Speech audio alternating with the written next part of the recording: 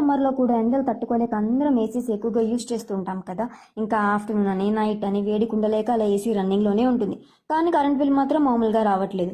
So దీనికోసం నేను మీకు కొన్ని టిప్స్ చెప్తాను. దీనివల్ల మీరు ఒక 50% వరకు కరెంట్ బిల్ అనేది సేవ్ చేయొచ్చు. టిప్ 1, ఒకవేళ ఇంట్లో మీరు ఏసీని 7 to 8 అవర్స్ వరకు యూజ్ చేస్తే నాన్ ఇన్వర్టర్ ఏసీని కాకుండా ఇన్వర్టర్ ఏసీని తీసుకోండి. ఎందుకంటే ఇక్కడ మీకు కరెంట్ బిల్ అనేది 20 to 30% వరకు సేవ్ అవుతుంది.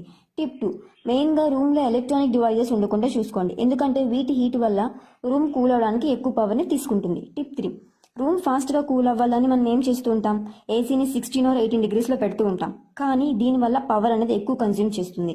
As per bureau of energy efficiency, ఏసీని మనం మినిమం 24 degreesలో యూజ్ చేయడం వల్ల అప్ టు 25% ఎనర్జీని సేవ్ చేయొచ్చు. అండ్ మెయిన్ థింగ్, ఏసీని 1 yearకి ఒకసారైనా కంప్లీట్ సర్వీసింగ్ చేయించండి. అండ్ ఫ్రీక్వెంట్గా ఏసీ ఫిల్టర్స్ని క్లీన్ చేయడం మర్చిపోవద్దు. దీనివల్ల తక్కువ పవర్ని కన్జ్యూమ్ చేయడమే కాకుండా ఎక్కువ కూలింగ్ని ఇస్తుంది.